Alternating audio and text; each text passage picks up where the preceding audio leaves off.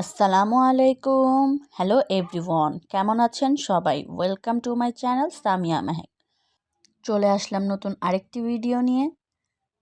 আজকে যে রেসিপিটা তৈরি করছি আপনারা চাইলে বিকেলের নাস্তা বা বাচ্চাদের টিফিন হিসেবেও দিয়ে দিতে পারেন। চলুন আর কথা না বাড়িয়ে শুরু করি। প্রথমেই দেখিয়ে দিচ্ছি কি কি উপকরণ লাগবে। প্রথমেই নিয়েছি 4 স্লাইস পাউরুটি এবং নিয়েছি 2টা সিদ্ধ ডিম। ডিমগুলোকে আমি অফ ক্যামেরায় সিদ্ধ করে নিয়েছি। চলুন এখন আমি সেই পাউরুটিগুলোকে নিব। পাউরুটিগুলোকে একটার ওপর আরেকটা দিয়ে একটি বেলুনের সাহায্যে বেলে নিব। এখন বেলে নেওয়ার পর এই পাউরুটিগুলোকে আলাদা করে নিব। একটা পাউরুটি আমার ভেঙে গিয়েছে, সেজন্য আমি এখানে 3টা পাউরুটি নিয়ে নিলাম। এখন এই 3টা পাউরুটিকে 2 সাইডের কোণা বরাবরই টুথপিকের সাহায্যে গেঁথে নেব। অনেকটা টাকোস স্টাইলে হবে। আমার তিনোটাই গাঁথা হয়ে গেল। এখন আমি আগে থেকেই চুলায় একটি কড়াই বসিয়ে দিয়েছিলাম এবং তেল গরম করতে দিয়ে দিয়েছিলাম। এখন তেল গরম হয়ে গিয়েছে, তাই আমি পাউরুটিগুলোকে দিয়ে দিব। প্রথমেই আমি 2টা পাউরুটি সুন্দর মতো লাল করে এপিঠ ওপিঠ ভেজে নেব। প্রথমেই তেলটা ভালো মতো গরম হয়ে গেলে পাউরুটিগুলো খুব বেশি সময় নেয় না ভাজার জন্য। এখন আমি একটা পোনার সাহায্যে উল্টিয়ে দিব। আপনারা দেখতেই পাচ্ছেন আমার পাউরুটিটা কিন্তু পুড়ে যায়নি, লাল হয়ে গিয়েছে। এখন আমি অপর পিঠটাকেও এইভাবে লাল করে ভেজে নেব।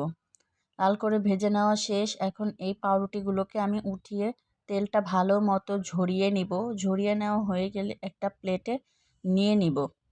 সেম প্রসেসে আমি আরেকটা পাউরুটিকেও অফ ক্যামেরায় ভেজে নিয়েছি।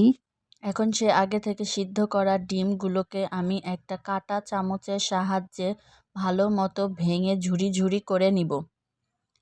ডিমগুলো ভালো মতো ঝুরি ঝুরি হয়ে গেলে দিয়ে দিব 3 চা চামচ মায়োনিজ এবং দিয়ে দিব 1 চা চামচ টমেটো সস এবং এখানে দিয়ে দিব পরিমাণ মতো লবণ। আপনারা পরিমাণটা বুঝে দিবেন, এখানে কিন্তু সসে এবং মায়োনিজে লবণ আছে। সব শেষে দিয়ে দিব 1 টিস্পুন গোলমরিচের গুঁড়া। এখানে আমি সামান্য পরিমাণ বিট লবণ ইউজ করেছি, আপনারা চাইলে স্কিপ করতে পারেন। এখন এই উপকরণগুলোকে ডিমের সাথে ভালো মতো মিশিয়ে নেব। ভালো মতো মিশিয়ে নেওয়া হয়ে গেলে এখন এক সাইডে রেখে আমি আগে থেকে ভেজে রাখা পাউরুটি নিয়ে নিব। পাউরুটি থেকে টুথপিকটা আমি খুলে নিয়েছি। এখন পাউরুটিটার মাঝখান দিয়ে আমি সেই পুরটাকে দিয়ে দিব।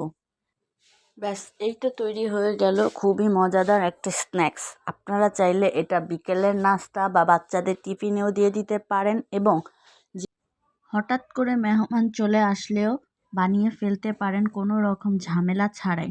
তাহলে আজকের মতো এখানেই বিদায় নিচ্ছি। ভিডিওটা ভালো লাগলে একটা লাইক এবং চ্যানেলটা সাবস্ক্রাইব করে পাশে থাকবেন। দেখা হবে নতুন আরেকটি কোনো রেসিপি নিয়ে। সে পর্যন্ত সুস্থ এবং ভালো থাকবেন। আল্লাহ হাফেজ।